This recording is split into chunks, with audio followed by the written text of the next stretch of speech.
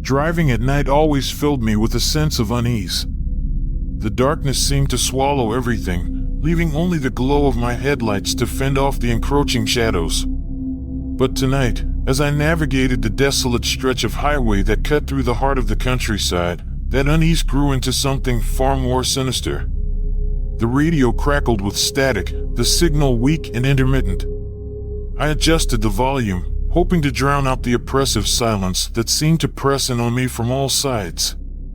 The only company I had was the rhythmic hum of the engine and the occasional scurry of a nocturnal creature darting across the asphalt. Miles passed by in a blur of shadows and fleeting glimpses of moonlight. My eyes grew heavy, fatigue creeping into my bones despite the adrenaline coursing through my veins. I tried to shake off the drowsiness, knowing that I couldn't afford to lose focus on this lonely road. Suddenly, a figure appeared on the horizon, illuminated by the glow of my headlights. My heart skipped a beat as I slammed on the brakes, the tires screeching in protest against the abrupt halt. It was a woman, her pale face twisted in agony as she staggered along the roadside. Without thinking, I unbuckled my seatbelt and flung open the door, the cool night air rushing in to greet me like a lover's embrace. "Are you okay?" I called out, my voice trembling with a mixture of fear and concern. But the woman didn't respond. Instead, she continued to stumble forward, her movements jerky and unnatural. I hesitated for a moment, my instincts screaming at me to stay in the safety of my car. But something compelled me to step out onto the deserted highway, to offer aid to this mysterious stranger in need. As I approached her, I noticed something odd about her appearance.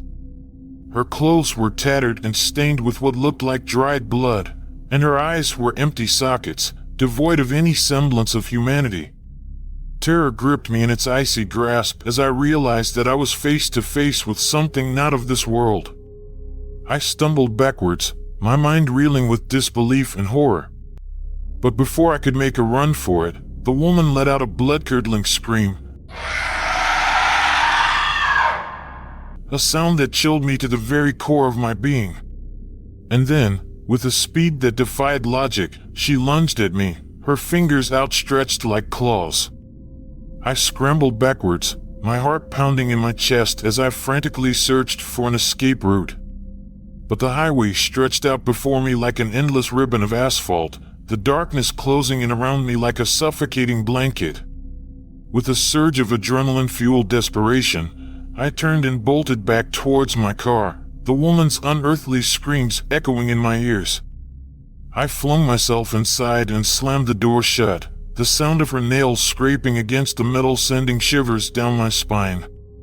I fumbled for the keys, my hands shaking so violently that I could barely hold them steady. And then, with a trembling hand, I inserted the key into the ignition and twisted it with all the force I could muster.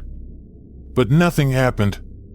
Panic seized me in its iron grip as I tried again and again to start the engine, each attempt met with nothing but a deafening silence. And then, just as suddenly as it had appeared, the woman was gone, leaving behind only the echo of her haunting screams. I sat there in stunned silence, the realization sinking in that I was stranded on a deserted highway in the dead of night, with no one to hear my screams. And as the darkness enveloped me like a shroud, I knew that I was not alone. Hours seemed to pass as I sat there, paralyzed with fear and uncertainty. Every shadow seemed to conceal some unseen horror, every sound a portent of impending doom. I glanced nervously at the fuel gauge, praying that I had enough gas to make it to the next town. But as I stared at the needle, dread pulled in the pit of my stomach. The gauge read empty, the red warning light flickering mockingly in the darkness.